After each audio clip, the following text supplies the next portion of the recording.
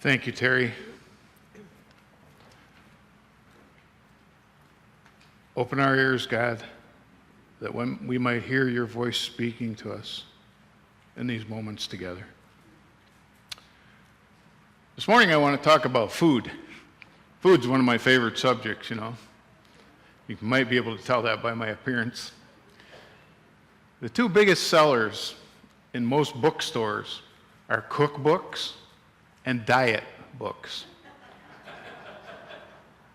I guess you buy a cookbook to tell you how to prepare the food, and then you buy a diet book to tell you how not to eat what you just prepared.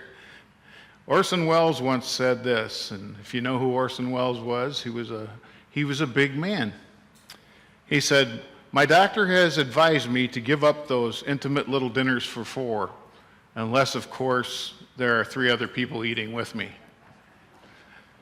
The average human being eats about 16 times their own weight in an average year, and a horse eats about 8 times their weight in a year's time. So my theory is if you want to lose weight, you should just eat like a horse, right? I guess not. At a Weight Watchers meeting, right around Easter, there was a lady who said proudly that this year, for the first time, my kids are going to know that chocolate bunnies have ears.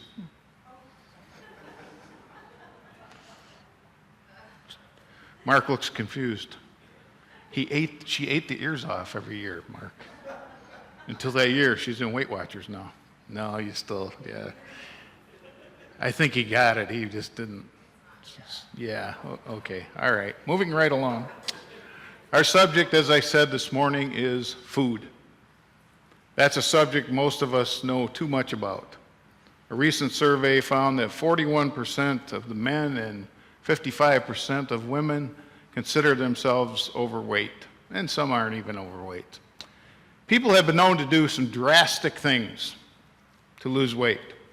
There was a mail order company years ago that advertised something called Slim Skins.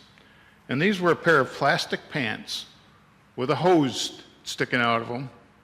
And you would take your vacuum cleaner and connect it to the pants and turn it on and run it for 25 minutes.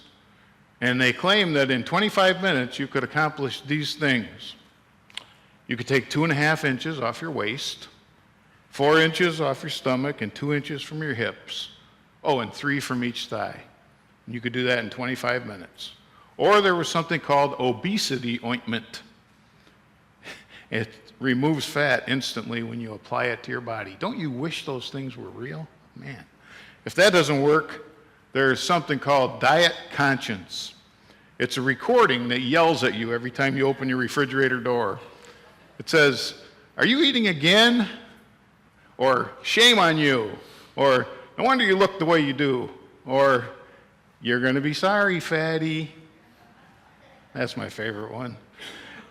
In one way or another, many of us are really obsessed with food, earthly food. And I can't help to think what a difference it would make in our lives if we were obsessed with heavenly food, the food that Jesus gives us. Jesus says to us, "I am the bread of life. He who comes to me shall not hunger. He who believes in me shall never thirst." And he says, "I am the living bread that comes down from heaven. If anyone eats of this bread, he will live forever, and the bread which I shall give for the life of the world is my flesh." What do we say about this bold claim that Jesus makes? How is he the bread for our lives? Does it have something to do with the sacrament of Holy Communion, which we're going to enjoy together in a little bit? Well, there was one church group that was polled. They were asked questions about their devotional practices.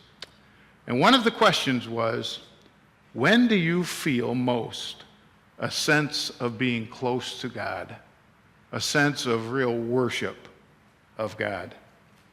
More than 80% of those people said that they most felt the sense of worship during the celebration of the Lord's Supper, communion. Many other Christians would agree. I would agree. I feel closer to God many times when we are celebrating this around a communion around the table. There's something about that, taking that bread and that cup, that lifts us to a higher place. What is it? Maybe it's because the bread and the cup touch us where we really live. A man named George Herbert once described an imaginary conversation between himself and Jesus. Jesus is standing at the door of his house, and he is welcoming him to come in. Naturally, he hesitates, he holds back, aware of who he is and how sinful he is. And Jesus notices that he's hesitating, and he gently asks him if there's something that is keeping him back, something that he needs. Herbert says that only one thing is lacking, and that is a guest who is worthy to be welcomed here. Jesus said, "But you are welcome here. You are to be my guest." He answered back to Jesus, "Me? With all my sinfulness, my unkindness, my ingratitude? I can't even look at you in the face, Jesus." Jesus takes his hand with a smile, and he asks, "And was it not I who made those eyes and gave you them?" He said, "Of course, Lord, but I have misused them. I'm ashamed to be here. Let me go somewhere else." Jesus says, "But don't you know who it is that bore all that guilt for you?" This convinces him, and he gives in. And he says, "I will come in, but I insist on serving you at the table." Jesus says, "No, that's not permitted." And this is how the argument ends. Jesus says, "Listen, you must sit down and taste and enjoy my meal." So, George Herbert says, I did sit down and eat. There's a part of each of us that knows that we are not worthy to take this bread and cup. Maybe knowing that stirs us inside. We may not understand what Jesus really meant when he said that we could not share in his kingdom if his body were not broken and his blood shed. But we know that whatever it means, we are not worthy of it. I do not deserve to be able to sit and celebrate or stand and celebrate at this table this morning. But you know what? When we partake of that bread and that cup, we sense the grace of God. You know what grace is? Grace is unmerited favor, undeserved. Grace is when someone treats you badly, but in return, you're kind to them and you treat them well. Grace is giving again to someone who takes and takes and takes from you. That's grace. That's what God has given us, his grace. We are conscious in a way that we may not be any other time, that we are sinners and that God really does love us. When I hold that bread up in a little bit and I say, as we partake of this bread, remember that he died for you. Raise your hand if you deserved that. Well, look at that. I don't see any hands. No, because none of us deserve what God does for us and what Jesus did for us. That touches us deep down where we really live. Or maybe it's because when we take the bread and the wine, we do it as God's family. He allows us to reach out to one another. In 1984, there was a powerful film And I rewatched it this week it's on YouTube. Have any of you seen Places in the Heart? Oh, good movie. It was set in the South during the Depression. It was about a father and three small children who, and he was accidentally shot. The father was in a tragic accident. And the young man who shot him was lynched for doing that. The widow, then, of this young father is left with nothing. She's penniless. The bank is about to foreclose on their home, and she struggles to keep her home and the cotton crop. That's all she had to depend on for any kind of income.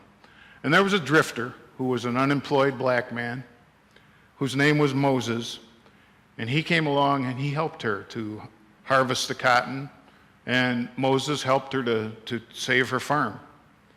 But eventually, Moses, because his skin is the wrong color, is run out of town by the Ku Klux Klan.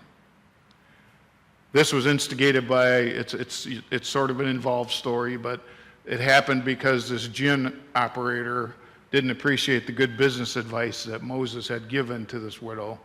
She followed his advice, and because of that advice was able to save the farm, and he wanted her to lose it.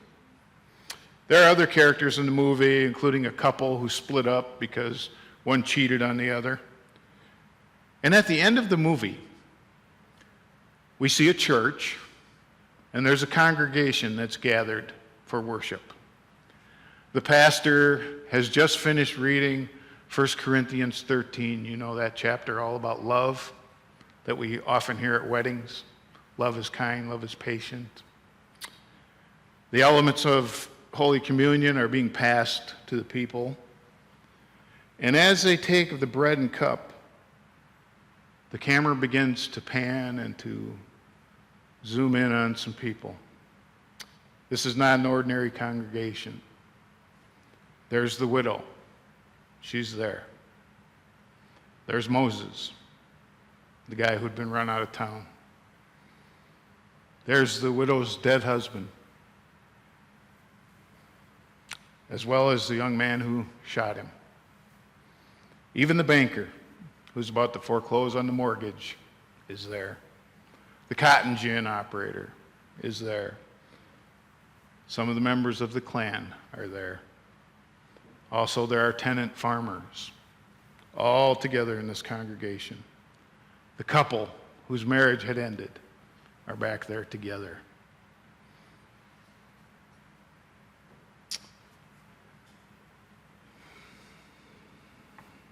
It's as if to say, here is one place where there is healing, one place where there is room for everybody, one place where there is food for your soul, one place where there is life. Here's where we are a family. Here's where we can reach out and touch one another. Maybe that's why the communion, the Lord's Supper, moves us like it does. Or maybe it's because in the act of the Lord's Supper, we are able to reach out and touch Jesus. There's something about the Lord's Supper to me that is like touching the hem of his garment. I feel like he's so present when we celebrate communion together. When Admiral Nelson was buried in St. Paul's Cathedral, a group of his sailors carried his body into the cathedral. His coffin was draped with a magnificent Union Jack flag, and later they carried his body to the graveside. Someone who saw all this wrote these words, quote, "With reverence and with efficiency, they lowered the body of the world's greatest admiral into the tomb. Then, as though answering to a sharp order from the quarterdeck, they all seized the Union Jack with which the coffin had been covered, and they tore it to fragments. And each took his souvenir of the illustrious dead." End quote. All their lives, that little bit of cloth that they took with them that day would speak to them, would remind them of the admiral that they had admired and loved. They said, I've got a piece of him, and I'll never forget him. In a sense, when we leave here this morning, each of us will take a little part of Jesus with us. We have reached out and touched him at his table. We realize that we're not really able to physically touch him, but he reaches down to us. In this sacrament that we're going to celebrate, God comes to us and touches us and says, I love you. No wonder this meal moves us like it does. Truly, Jesus is the bread of life. He is the only one that can satisfy our deepest needs. He is the only one who allows us to reach out and touch one another and bonds us together as his people. And at no other time do we come closer to touching him than when we eat of that bread and drink from that cup. In a world obsessed with food, he gives us the bread that lasts forever. This morning, I would challenge you to take that bread and eat and live. Amen.